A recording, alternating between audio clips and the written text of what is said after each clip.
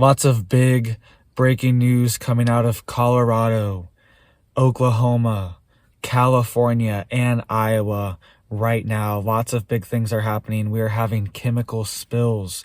We are having toxic hazmat situations. We are having derailments. We are having weather tornado events. We are having all this stuff going on, and it's happening right now. And you need to be prepared, have your family ready to evacuate potentially if you are in these areas. All right. I've been talking about it, how you need to have a bug out plan, a bug out location. And we have just reached our bug out location, and we are now out here, and we are in a area where a lot of this stuff isn't even a possibility, right? That's why it's good to have an evacuation plan, have a bug out plan. And one of the places that are being warned of, quote, catastrophic events in Colorado is right where we used to live. All right. So it's kind of crazy that we just bugged out of this location, and now out of CBS News, they are warning a, quote, catastrophic event is, quote, highly likely in Colorado. We will get to that in just a second. There's also been toxic chemical spills in California and Oklahoma, and we're having tornado warnings as well all over the country. We're going to get to all this news, and all of it is poisoning our water supply, poisoning our air, and making it more difficult to live a clean, healthy, sustainable, organic life. So let's get into an update of what's happening in Ohio really quick, and then we will get into all this other big breaking news. So you can see here millions of toxic wastewater removed from East Palestine after this train derailment, and the cleanup is continuing. This article just came out, and they're saying they removed 16.6 million gallons of this toxic wastewater from Ohio so far. 16.6 million gallons, and most of it is going to Texas. Some of it is going to Michigan, I believe, but most of it is going to Texas, to this water treatment facility. So Texas is just getting all of this toxic water as well. And you can see here also 39,000 tons of excavated soil was removed as well, and a lot of it was brought to Texas. So this stuff is not over. These people are still dealing with this, and their home and property values have been completely demolished, and a lot of them are just stuck there in this toxic waste dump, and they have nowhere to go. There's nowhere to go. They can't sell their home. They have to go to work tomorrow, and they're stuck here in this toxic area.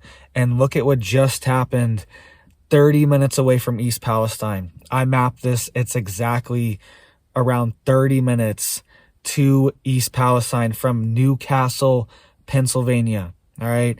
And they had a massive train derailment there in Newcastle, Pennsylvania, right on the border, right near East Palestine. And they were saying this was almost a massive, hazardous, toxic event again. And they're saying they're extremely lucky. It was hundreds of rail cars.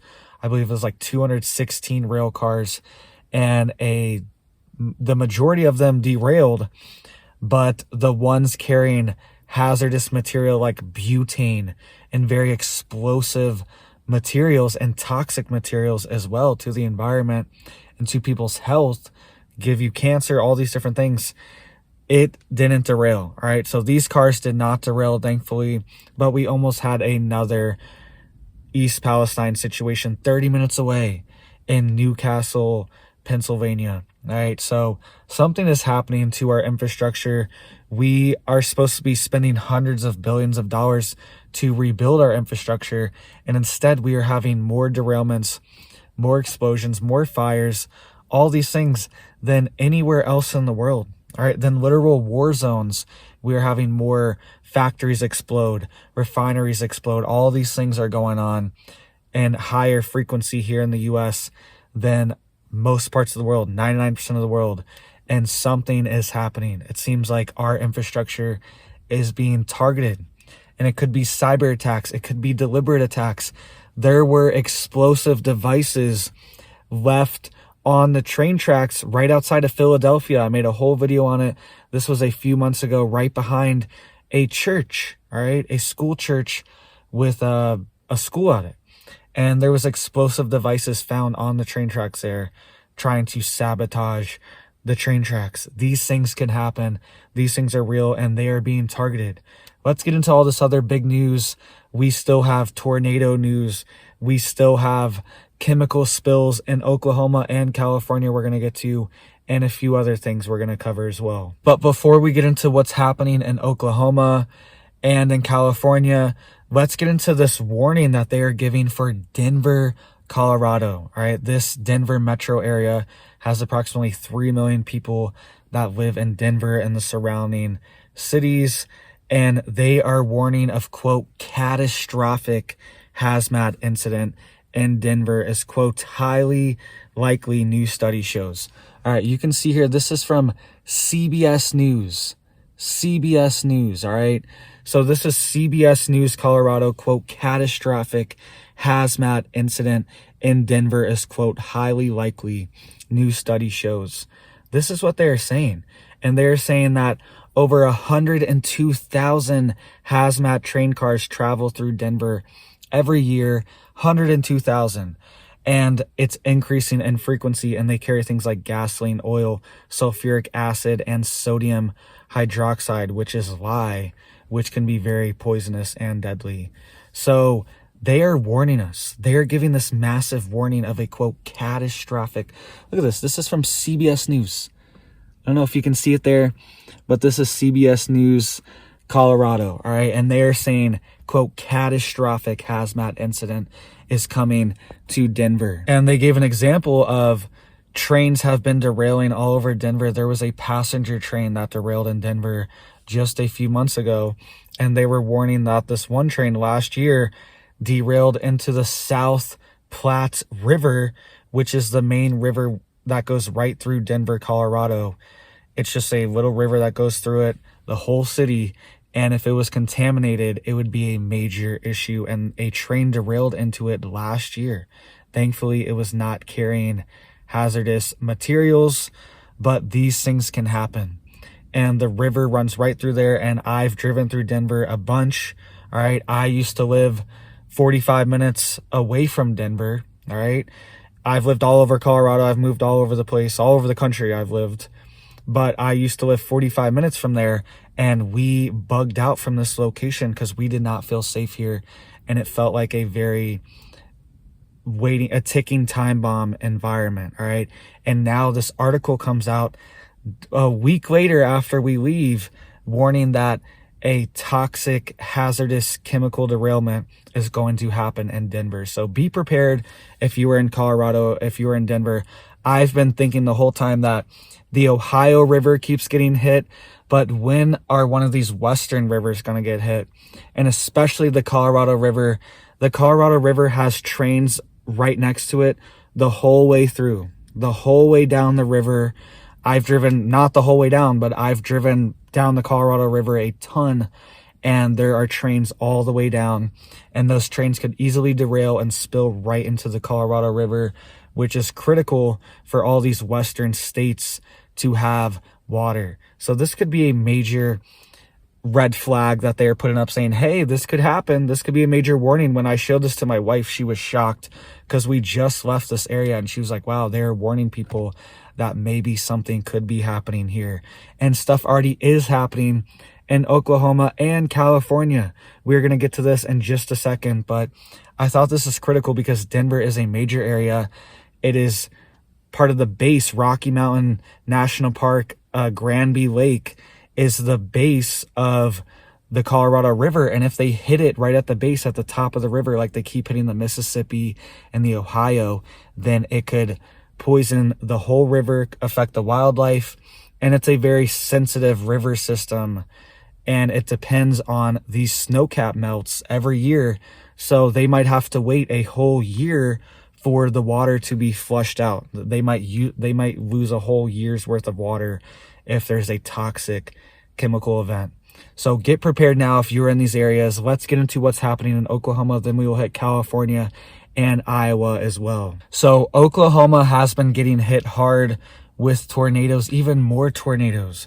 All right. And this weather manipulation is getting out of hand. All right. I made a whole report a couple weeks ago how they are admitting on Good Morning America, mainstream news, how they are cloud seeding. And this is happening all over the place. I can see it out here with the big open skies, how they spray constantly, and these artificial clouds are all over the place. All right. Some days are worse than others. Some days look more natural than others, but it's happening all the time. And they have open plans to do these things. So Oklahoma is getting hit with tornadoes right now, but they're also getting hit with a massive chemical hazmat situation as well in Oklahoma City. So hazmat crews are responding to Southeast Oklahoma City chemical spill. It says hazmat crews responded to a chemical spill Thursday morning at a business near South Sunny Lane Road and I-240 in Oklahoma City. They said the fire department, 2 different chemicals used to make plastic containers were incorrectly mixed, prompting the response from the Oklahoma City Fire Department. All right, so more toxic chemical situations, and it's always these toxic plastics that are being manipulated and released as well that are highly carcinogenic. They are highly disruptive to people's hormones, and they're highly disruptive to animals and fish and wildlife as well, these plastic, and a lot of them are even estrogen mimickers as well. Like BPA acts as a synthetic estrogen inside of your body and can increase breast cancer and can increase estrogen levels in men. So these things are attacking us and hitting us constantly. And I'm telling you, these big cities are going to start getting hit a lot more often.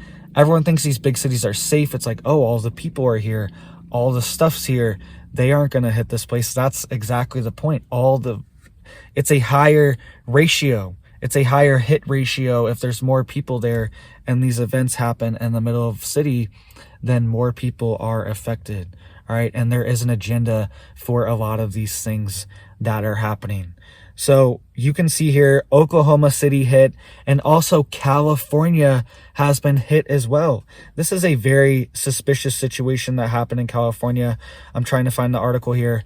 They had a mercury leak in California. So hazmat crews continue cleaning up mercury from Martinez, California streets.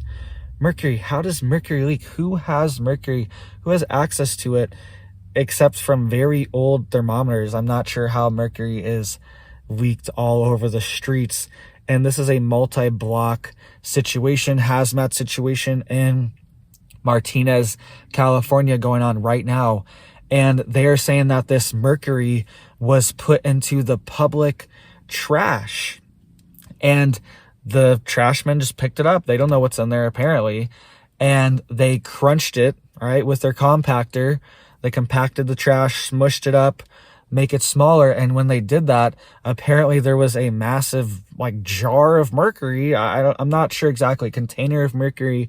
I'm not sure how this is put in the trash, who has access to these things, and then who would put it in the trash as well. It's very dangerous. And apparently that causes the mercury to leak all over the place out of the compactor and get all over the streets. And they drove around for a while, just contaminating the streets of Martinez, California. And this is right outside of San Francisco, California. This is like a suburb of San Francisco. And they had a major mercury leak there.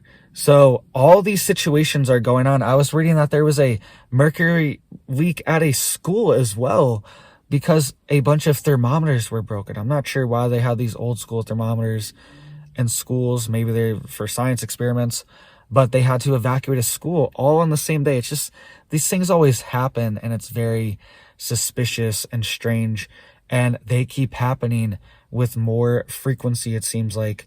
And there's just more contamination of our cities, of our environment, of our waterways. All these things are increasing all the time. And this is why I think it's so important to have just a little bit of land, have your own space, be spaced out from these events so you aren't a target. Try to be away from these situations and try to be sustainable, because these things are hitting the food supply.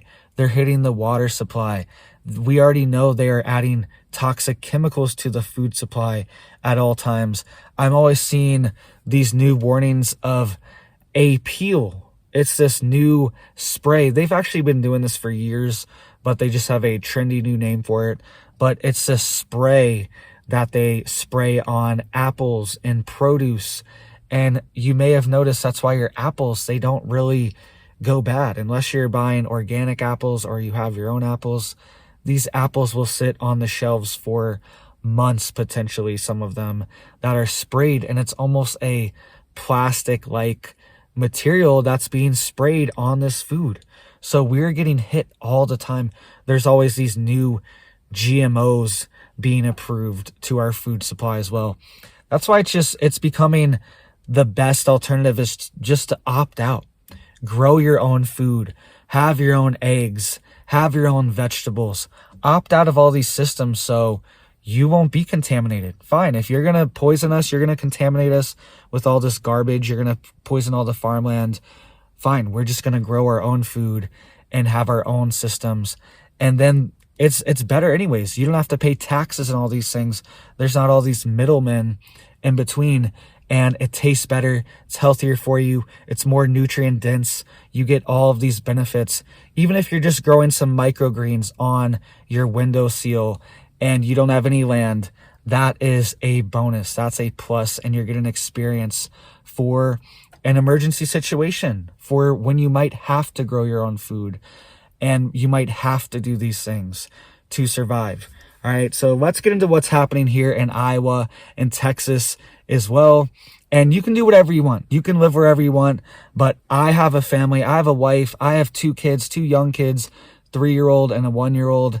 And I want them to live in a safe place, safe environment where we can farm, we can be off grid, we can just live our own life and do our own thing. All right, and if you like that stuff, hit it up down there for me. Get this video out to more people so more people are prepared, more people are getting ready, more people are getting off grid, more people are growing microgreens, more people are getting a garden, more people are getting chickens. Just hit it up down there. It gets the video out to more people and inspires more people and helps. Thank you guys so much for that. Let's get into this really quick. You can see here in Texas, all right, they've had devastating tornadoes. This just happened today.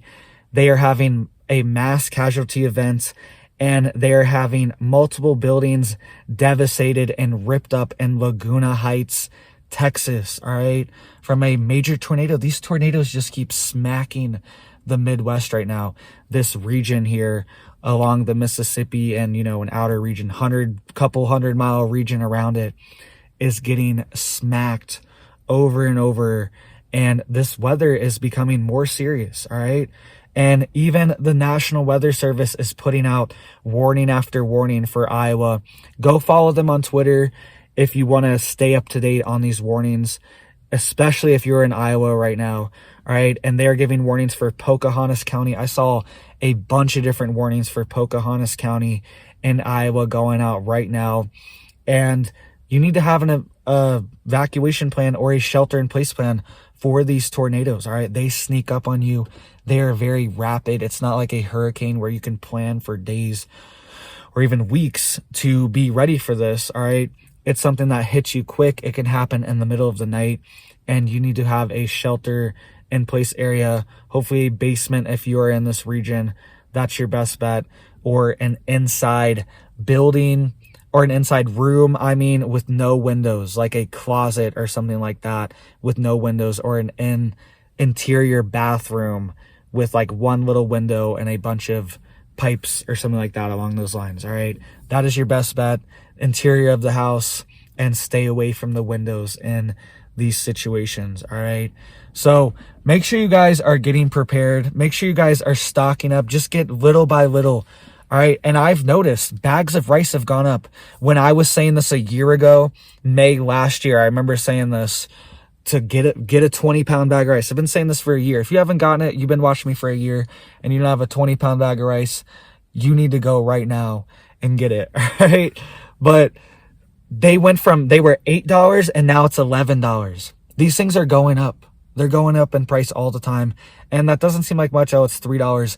But how much of a percentage increase is that? That's like a 40 to 50% increase right there. Around 40% increase if it was $8 and it went up $3. It's like a 40% increase on the rice. All these things are adding up. And it's combating inflation as well. That's my point here is you get stocked up, you're prepared, but then you also are combating inflation because these things are just going to go up in price.